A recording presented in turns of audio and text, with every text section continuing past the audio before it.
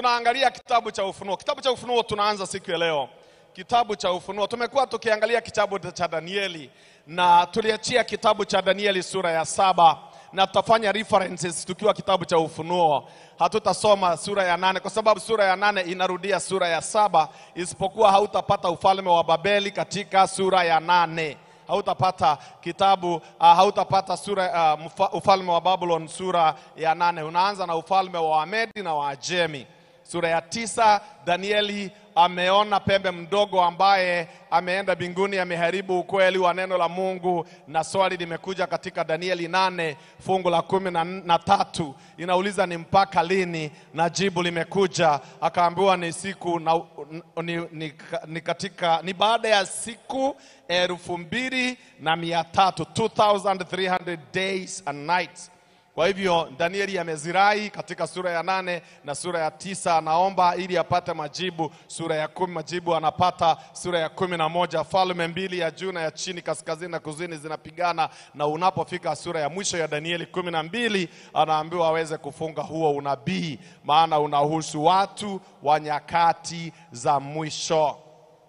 Umefungwa, unabii wa Danieli ulifungwa.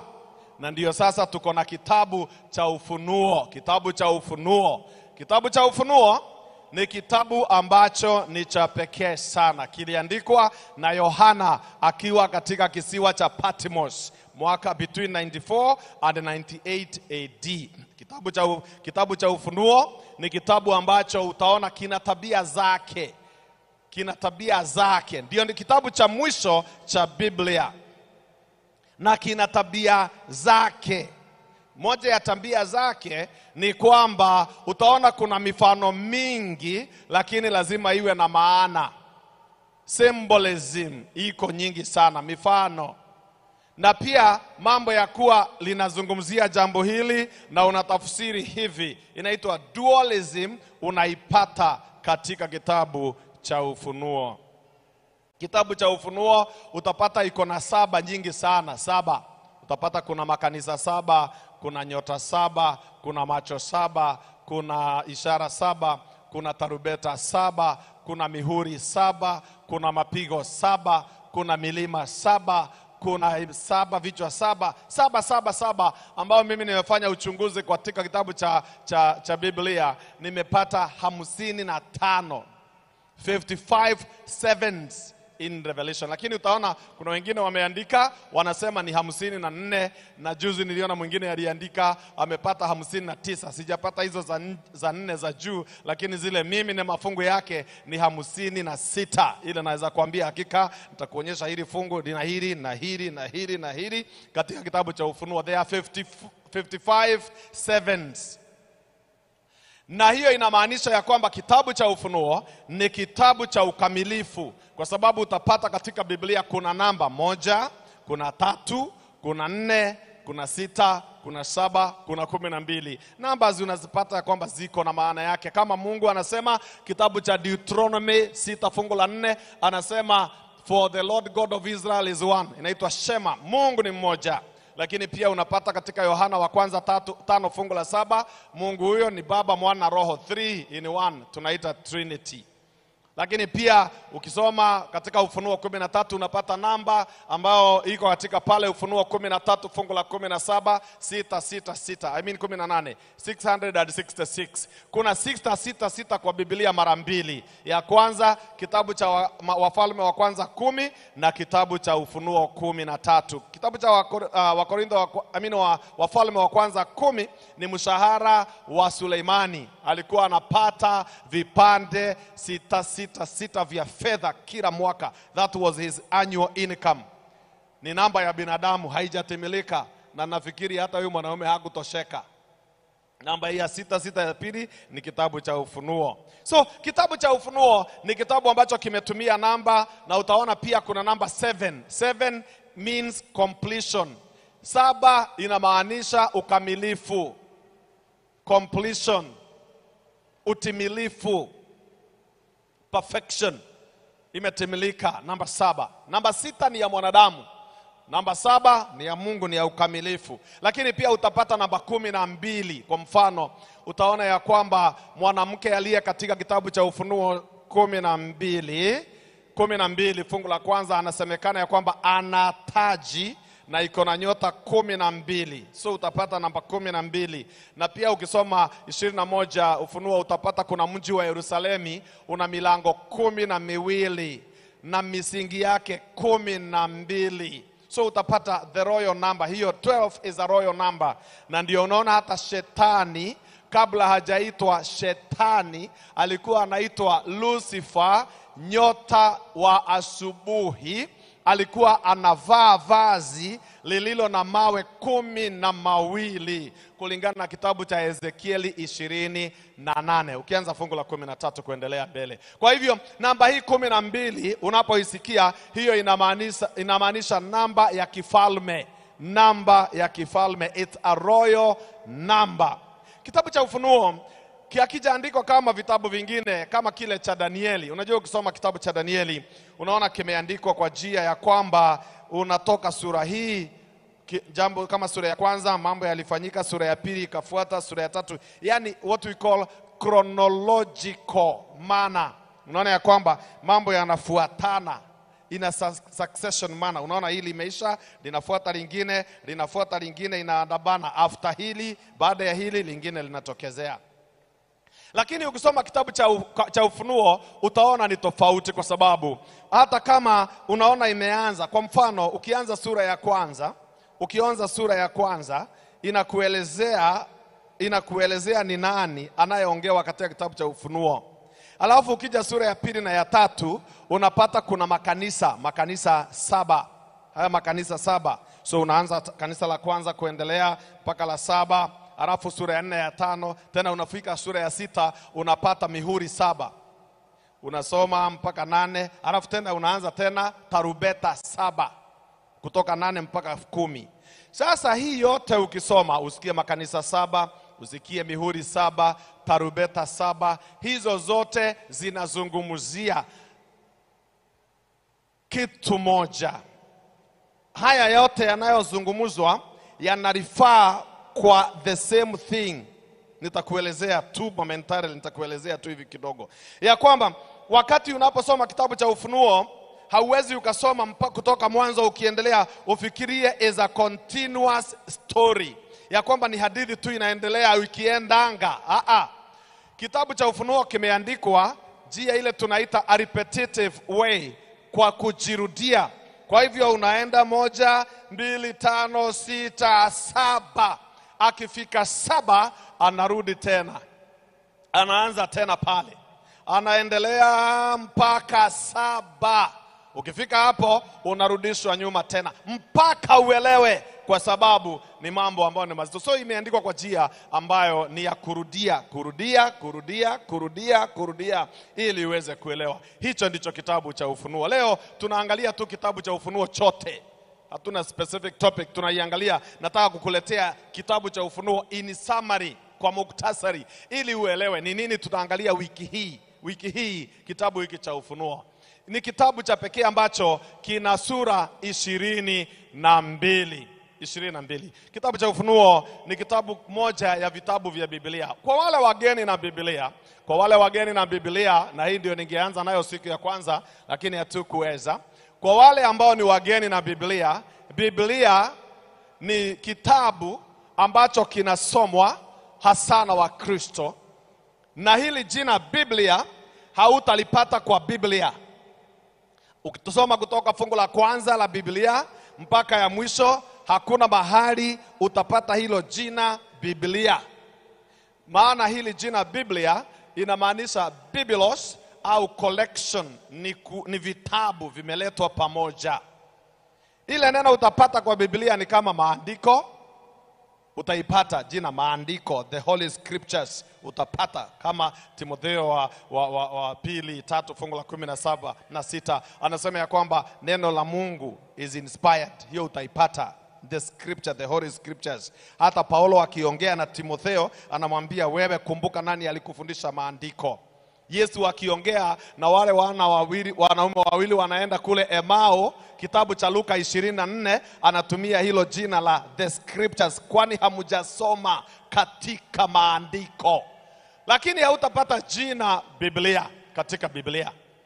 Na hiyo si kumaanisha kwamba Biblia sio Biblia. Hiyo ni jina tu ambayo imepewa ya kuweza kukuelezea Biblia ni nini. Biblia hii tunayoita vitabu, hizi zimewekwa pamoja, ni vitabu 66. Biblia ina vitabu 66. 66 books. Lakini ukisoma kama ile inaitwa The Catholic Revised Bible au Catholic Edition, utakuja kuona ya kwamba iko na vitabu 72. The Catholic Bible iko na vitabu 72 as opposed kwa hii Biblia tunayosoma iko na vitabu 66. Tofauti ya hii Biblia wengine wote wanasoma na ya Wakatoliki ni vitabu 6. Kuna vitabu 6 utapata zimeongezwa au ziliongezwa kwa hiyo edition. Vitabu kama Makabayo wa kwanza na wa pili, vitabu kama Siraki, vitabu kama Tobit, vitabu kama Suzana, na pia sura zingine kuongezwa kama ile kitabu cha Danieli. Badala yao kuwa na sura 12, yao ni sura 14. Ni kwa nini hizi vitabu hazikuwekwa kwa hii 66? Zinaitwa apocryphal. Hizi hazikuwekwa kwa Biblia kwa sababu kuna mambo ambayo yamezungumzwa mule ndani ambayo haiendeshani na vitabu vingine vyote vile 66. Ikawa ni kama hadithi watu walikuja kuongezea ambazo hazina ule usawa wa neno ambalo ni inspired kwa sababu inapingana na vitabu vingine. Hivyo basi hapa tunazungumzia hizo vitabu 66. Hii Biblia hii ya 66 iko na sehemu mbili. Hizo sehemu mbili zinaitwa agano, agano la kale na agano jipya.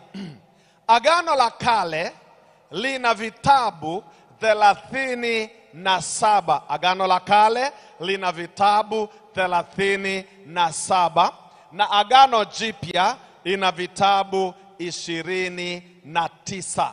Old Testament has 37 books and the New Testament has 27 books. Old Testament iko na chapters 929. There are 929 chapters of the Old Testament and 260 chapters of the New Testament. Agano jipya ina sura 929 na agano jipya ina sura 260. Agano jipya, kitabu cha kwanza kuandikwa au kitabu cha kwanza kuandikwa kwa Biblia ni kitabu cha Ayubu. Hata ingawa ukisoma Biblia unapata Mwanzo ndicho kitabu cha kwanza, lakini ukweli kitabu cha kwanza ni kitabu cha Ayubu. Musa aliandika vitabu 6: Ayubu, Mwanzo, Kutoka, Hesabu, Mambo ya Walawi na kitabu cha Kumbukumbu la Torati: Job, Genesis, Exodus, Numbers, Leviticus and Deuteronomy.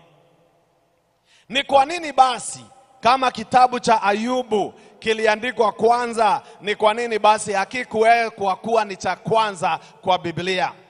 Sababu wale watu waliokaa chini kuweza kuleta Biblia pamoja waliiweka kwa urahisi wa kuisoma na wakaweka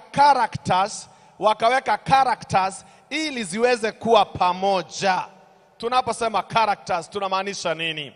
Kwa mfano, tunamaanisha ya kwamba kitabu ambacho ni cha sheria, vitabu vya sheria vikawekwa pamoja, ni classes, the class.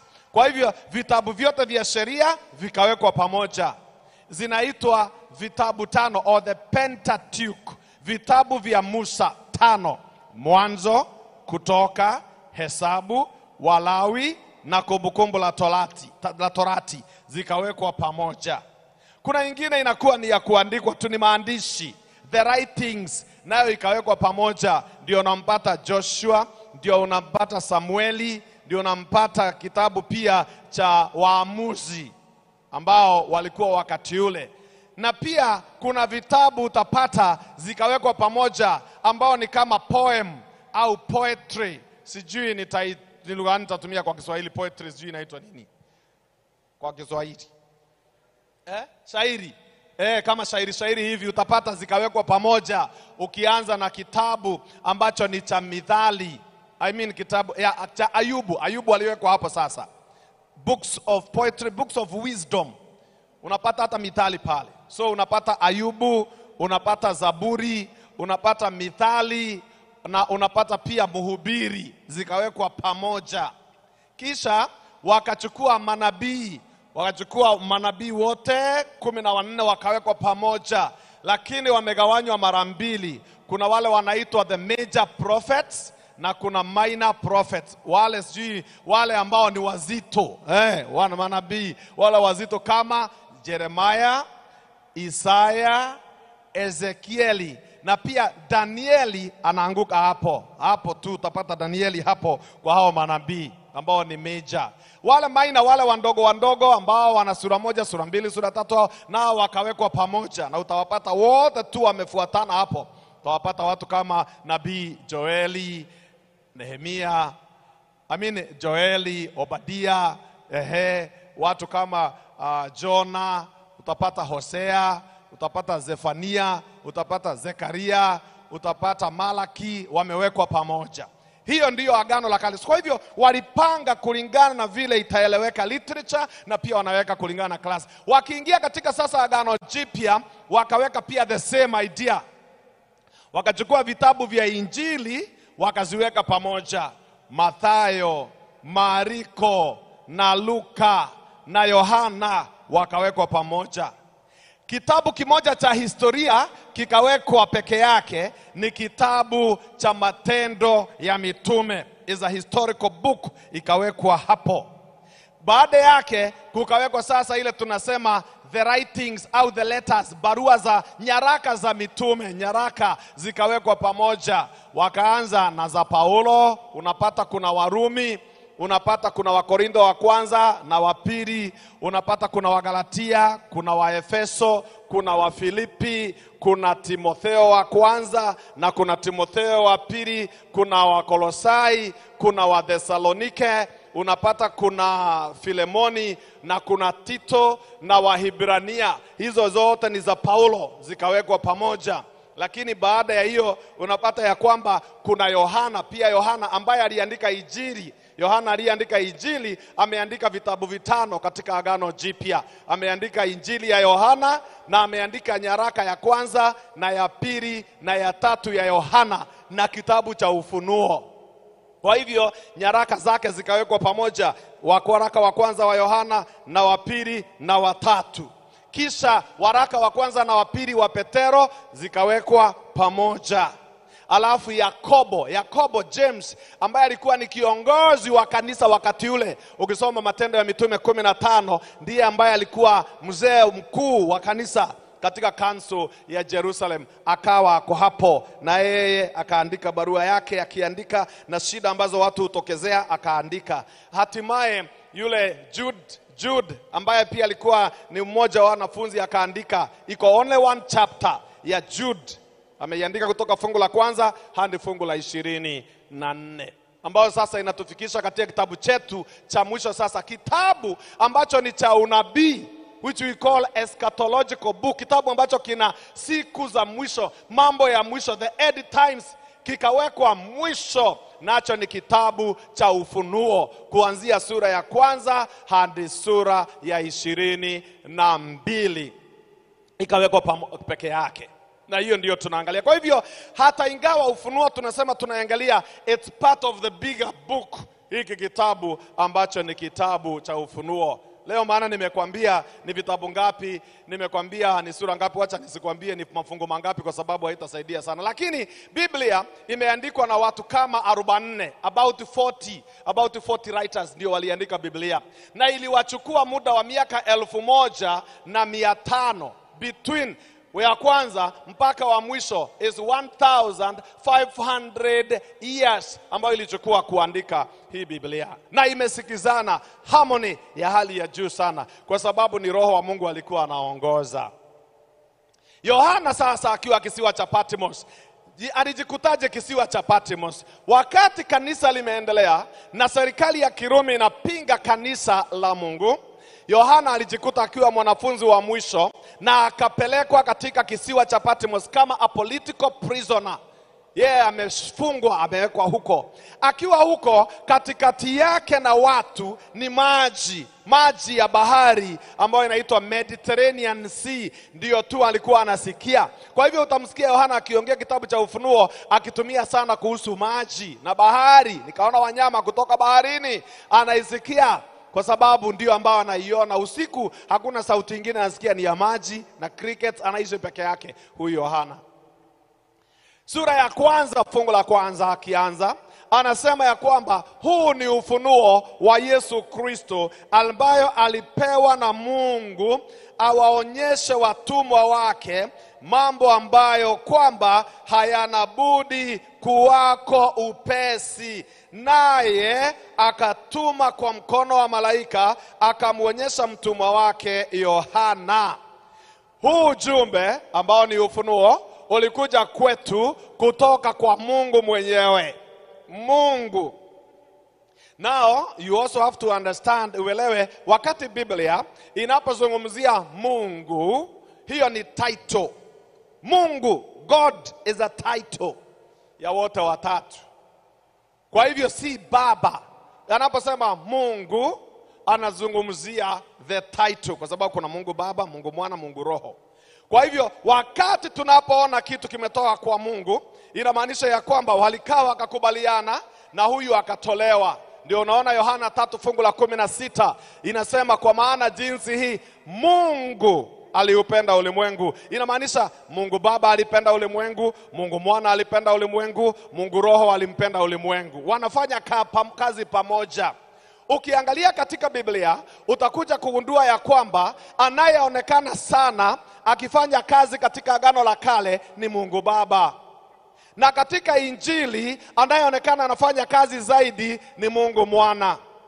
Na wakati Yesu alipopaa, kabla hajapaa, akasema sitawaacha kama yatima, nitawaachia msaidizi, naye Roho wa kweli. Kwa hivyo Roho Mtakatifu ndiye yako sasa na ndiye anayetuongoza. Lakini wote wanasikizana na wanafanya kazi pamoja. Kwa hivyo wakati anaposema ya kwamba ufunuo huu ni wa Yesu Kristo aliyopewa na Mungu, wamekubaliana Yesu aweze kudhihirishwa, to reveal Jesus Christ. Kwa hivyo amepewa, naye akaupata, akampatia malaika, malaika akaushika, akampatia Yohana, Yohana akaushika, akapatia makanisa 7 ili wewe ukifikiwe. Mpango mmoja unaonyesha wanafanya kazi pamoja. Tunaposoma kitabu cha Ufunuo, hatusomi tu mambo ya wanyama. Ni lazima tumuone Yesu Kristo, kwa sababu kitabu cha Ufunuo kinamfunua Yesu Kristo, hakifunui wanyama. Kinafumua Yesu Kristo, hakifunui milima. It's about Jesus Christ. Kwa hivyo tangia mwanzo tunafaa tukisoma tumuone Yesu. Bwana asifiwe. Sura ya kwanza imepeana description ya huyu Yesu. Ukisoma sura ya kwanza ni kama thesis ya kitabu cha Ufunuo, ambayo inakuelezea alionekana na Yohana akiwa katikati ya mataa, akiweza kuja na kutengeneza mataa. Na anaanza sura ya kwanza, Yohana akasema nilipomwangalia alikuwa ameshika nyota 7 na alikuwa ameshika zile kinara cha taa, mataa 7. Mataa 7, ukisoma Ufunuo 1 fungu la 20 inasema mataa 7 ni kanisa, 7 churches. Na nyota 7 ni viongozi au ni malaika wa makanisa haya 7. Jina malaika katika unabii au katika Biblia utapata inatumika kwa njia mbili. Njia ya kwanza, malaika wale wanaoruka. Na pia hao malaika wanaoruka ni aina mbili. Utaona ya kwamba kuna malaika wanaoitwa maserufi na kuna makerubi. Makerubi wana mabawa mawili, hutumika sana kwa kutumwa. Na maserufi wana mabawa sita. Mabawa sita. Wao sana sana hutumika kwa kufunika. Huyu shetani ambaye tutamuona tutakapofika Ufunuo 12, yeye mwenyewe alikuwa aina wa hao malaika wafunikao, kulingana na kitabu cha Ezekieli 28.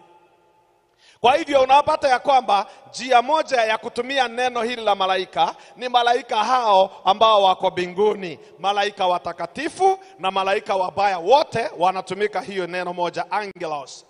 Na watumishi wa kanisa pia wanasemekana pia au wanajulikana kama malaika. Ndio unapata katika sura ya 2 na ya 3 unapata malaika wa makanisa 7. So ukiingia sura ya 2 unapata makanisa 7. Kanisa la Efeso na Simurina na Perigamo, Thiatira, Salide, Philadelphia na Laodikia. Kanisa la Efeso ni kipindi au makanisa haya 7 unasikia yote si makanisa tofauti. Sio makanisa kama ni wa Adventista, wa Korino, Mongeke, wa Katoliki, wa Lokole. Sio hivyo. Ni kanisa moja lakini ina safari. Ni kama vile unaenda Nairobi, uingie kwa basi. Mutaenda mkipita miji tofauti, lakini basi ni ile ile na ndio itakayowafikisha Nairobi.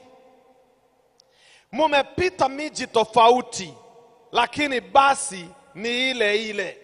Wakati tunapoangalia makanisa haya ni kanisa la Mungu tangu lilipoanza, lakini litapita miji 7 au vipindi 7. Kama utaandika na kupatia haraka. Kipindi cha kwanza kinaitwa Ephesus au Efeso.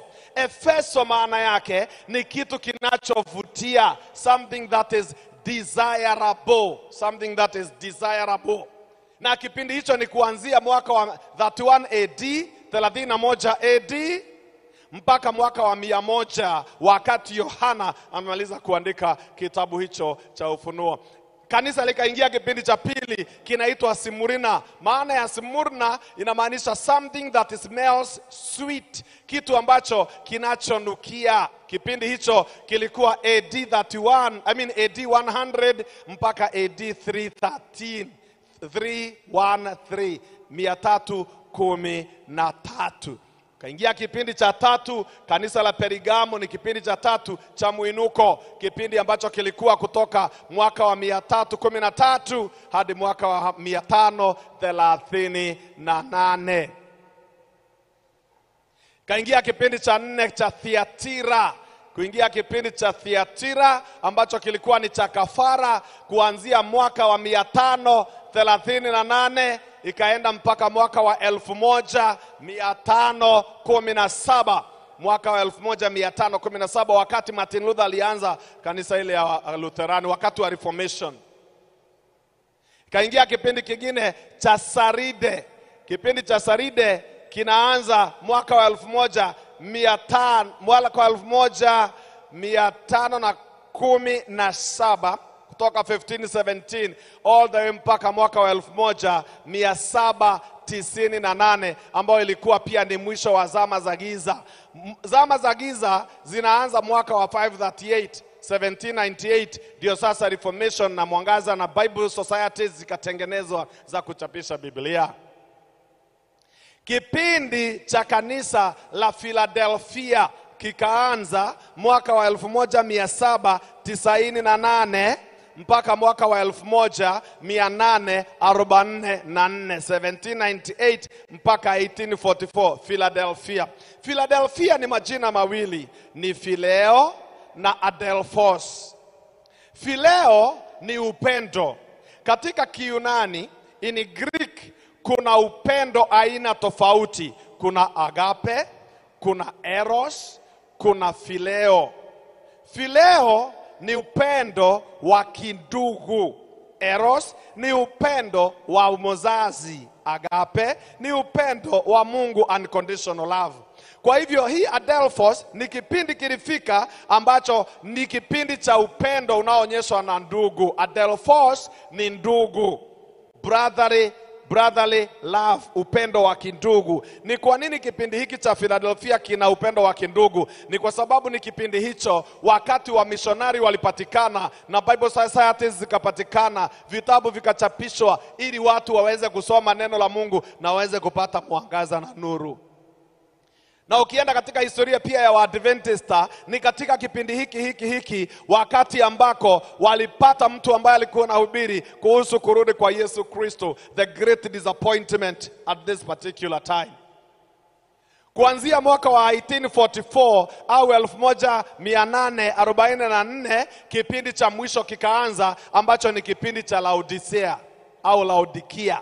Kipindi cha Laodikia, maana ya Laodikia ni hukumu, is judgment.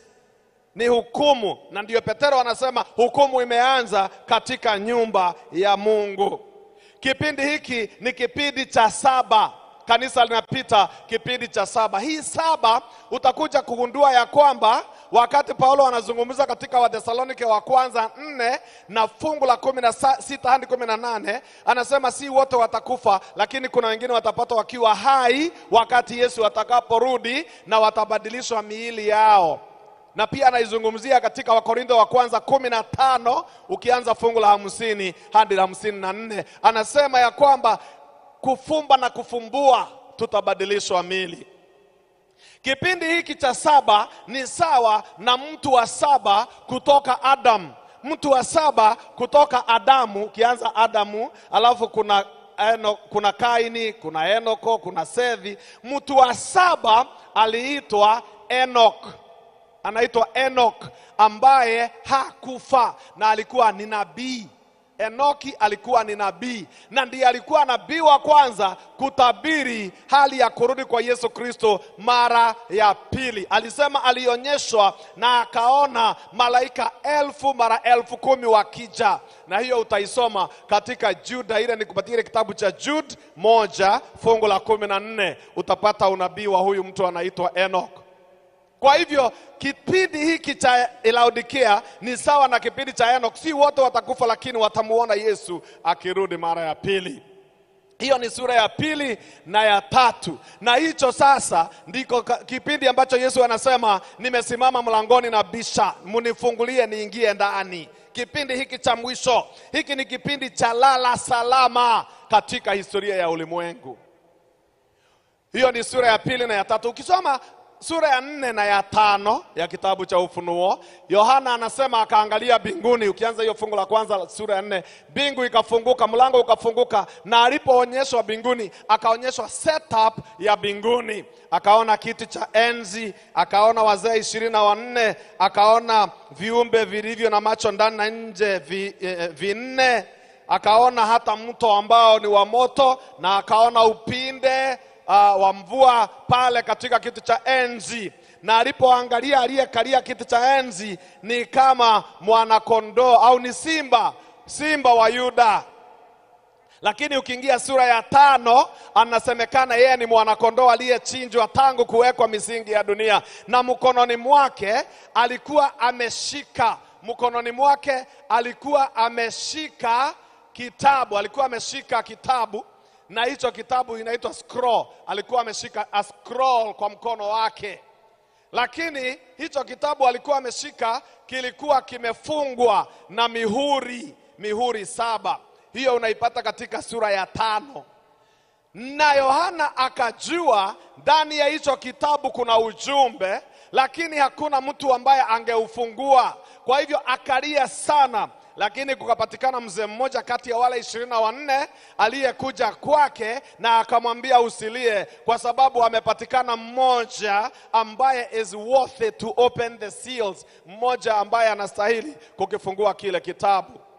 Na kwa hivyo akakifungua katika sura ya 6. Ukifika sura ya 6 utapata ya kwamba kile kitabu basi kikafunguliwa, na muhuri wa kwanza ulipofunguliwa akapatikana farasi mweupe, wa pili alipofunguliwa akapatikana farasi mwekundu, akafunguliwa wa tatu akapatikana farasi mweusi, akafungua na wa nne akapatikana wa kijivunjivu. Na hii pia bado kumbuka ni safari ya kanisa, imejirudia sasa. Kama vile tuliona na makanisa 7, sasa amerudi sasa kwa mihuri 7. Lakini alipofungua muhuri wa 6, muhuri wa 5, kukapatikana kilio kutoka chini ya madhabahu. Wanalia na wanauliza ni mpaka lini wataweza kulipiziwa kisasi, na wakaambiwa ngoje kidogo, ngojeni kidogo mpaka wanjoli wenu nao pia waweza kupata mavazi meupe. Wakati muhuri wa 6 ulipofunguliwa, dunia yote ikawa na vituko, na kukawa na tetemeko la ardhi, nyota zikaanguka, mwezi ukawa mwekundu, jua likawa giza, yote dalili za kurudi kwa Yesu. Ufunuo 6 inamaliza na swali. Ufunuo 6 ukifika fungu la 17, swali likaulizwa, kama mambo yatakuwa hivi, ni nani atakayeweza kusimama? Mungu aliposikia swali hilo kutoka kwa Yohana, akaona sio vizuri aendelee na muhuri wa 7 kabla hajajibu hilo swali, ni nani atakayesimama. Ndiyo tunapata Ufunuo 7. Ufunuo 7 ni kama vile tuliona jana, ni commercial break. Akaacha kuelezea mambo ya mihuri, kwa hivyo akaleta Ufunuo 7 aweze kujibu kama kuna watu watakaosimama, kama kuna watu watakaookolewa.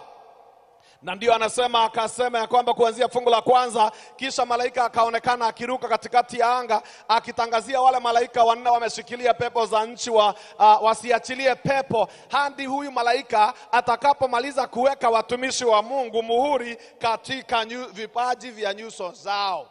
Kwa hivyo Ufunuo 7 ni jibu, inaitwa parenthesis, ni jibu ya Ufunuo 6 fungu la 17. Ni nani atakayesimama? Ni wale waliowekwa muhuri na Bwana mwenyewe. Tutakuja kuangalia hii mihuri, lakini jua muhuri katika Ufunuo 7. Na ukiingia Ufunuo 8 fungu la 1, anaendelea na kufungua muhuri wa 7. Anapofungua muhuri wa 7, basi kunakuwa kimya mbinguni kwa nusu saa. Kwa hivyo kile kitabu cha Ufunuo 5 kimefunguliwa. Yohana akapewa hicho kitabu ale katika Ufunuo 10. Akile kile kitabu, tamu mdomoni, chungu tumboni. Ni injili ya kurudi kwa Yesu Kristo. Sura ya 8, ya 9 na ya 10 ya Ufunuo inaelezea kuhusu tarubeta 7, the 7 trumpet and the 7 woes. Alafu ukiingia sura ya 10, ndio kitabu anapewa kimefunguliwa, injili iko wazi, watu watangaziwe. Ukisoma Ufunuo 10 uanzie fungu la 10, anaambiwa hubiri tena, tabiri tena, watu wasikie injili hii. Ndio anaingia Ufunuo 11. Ufunuo 11 inaelezea Biblia. Hizo utakaposoma usikia mashahidi wawili wa Ufunuo 11. Hiyo ni Agano la Kale na Agano Jipya. Na inaelezea mji mkuu wa France ambao uliweza kutesa Biblia, neno la Mungu, ule mji wa Paris uko katika Ufunuo 11. Lakini neno lilisimama. Ufunuo 12 unapata ya kwamba sasa mambo yamebadilika, na Mungu anaonyesha nyakati za mwisho. Kanisa linaonekana, mwanamke amesimama juu ya mwezi, amejivisha jua na ana taji ya nyota 12. Hilo ni kanisa takatifu la Mungu. Ufunuo 13, wanyama wawili, mmoja ametoka baharini na mwingine ametoka nchi kavu. Serikali mbili ambazo zitakuja kutumika na shetani zimalize kanisa. Lakini wakati watu wanateswa katika Ufunuo 13, Ufunuo 14 inajitokeza, ndio tunapata malaika watatu, na wanatangaza. Wa kwanza anasema mcheni Mungu na kumtukuza, wa pili anasema Babeli imeanguka, na watatu anasema moto wa Mungu unakuja kwa wale ambao walipokea na wakainamia yule sanamu. Ufunuo 15 inasema wale ambao walioshinda yule mnyama watasimama na vinumbi na watauimba wimbo wa Musa na mwana kondoo mbele ya bahari ya kioo. Ufunuo 17 inaelezea mihuri 7 ambayo itamwa mapigo 7 ambayo yatamwagwa kwa watu ambao watakuwa wamekataa neno la Mungu. Lakini Ufunuo 17 Ufunuo 17 inamleta mwanamke mwingine ambaye amekalia mnyama aliye na vichwa 7 na pembe 10 na ana kikombe ambacho kinanywesha ulevi kwa watu wa dunia, kanisa lenye upotovu. Tutakuja kuliangalia. Ufunuo 18 inasema tokeni kwake enyi watu wangu. Ni malaika wanne amepatikana akiwaita watu watoke Babeli maana imeanguka. Na Ufunuo 19 Yesu anapatikana akija kutoka mbinguni, amekalia mawingu na amemkalia farasi mweupe. Ufunuo 20 moto unatoka mbinguni kumwangamiza shetani aliyefungwa miaka 1000. Na 21 na 22 ya Ufunuo inasema kisha Mungu anasema ninaumba mbingu mpya na nchi mpya. Na mwishowe huyu Yohana anamalizia fungu la 20 na 21 akisema ya kwamba amina na uje Bwana Yesu.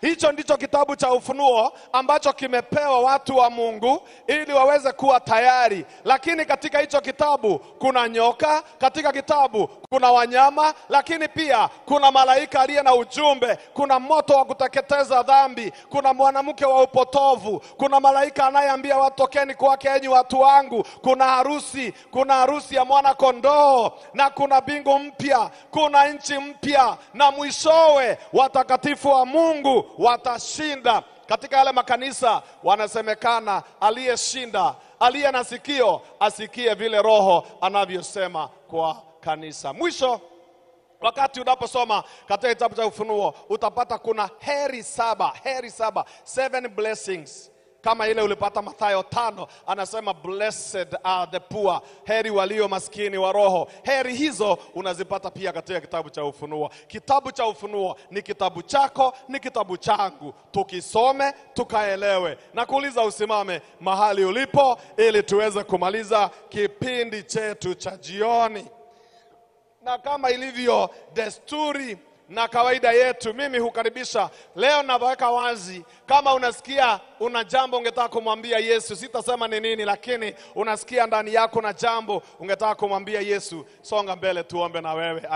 Sita categorize naita nani, wewe jiite leo. Kama unasikia kuna kitu unataka kuzungumza kwa Yesu, Yesu, mimi nataka kusema asante kwa kufungua macho yangu. Asante Yesu kwa kunisamehe dhambi zangu. Asante Yesu kwa kuniokoa. Asante Yesu kwa kumkutano huu. Asante Yesu, mimi nina dhambi nyingi, nisamehe dhambi zangu. Asante Yesu, nataka niokolewe, nataka kuukubali ubatizo.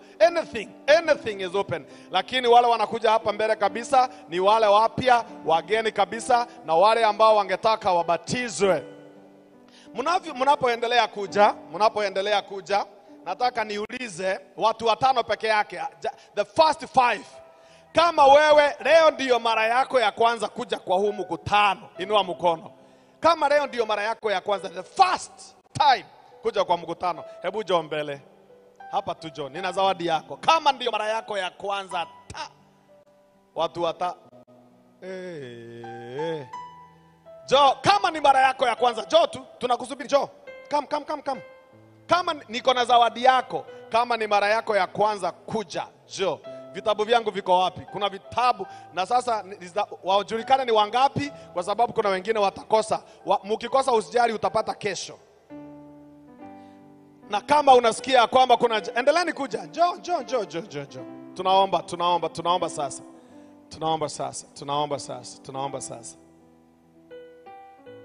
Kama unataka kubatizwa, just feel free, uje, wakiandika majina, jina yako iandikwe, hata wewe uhesabiwe. Kama ni kumkubali Yesu kuwa Bwana Mwokozi wa maisha yako, pia njoo.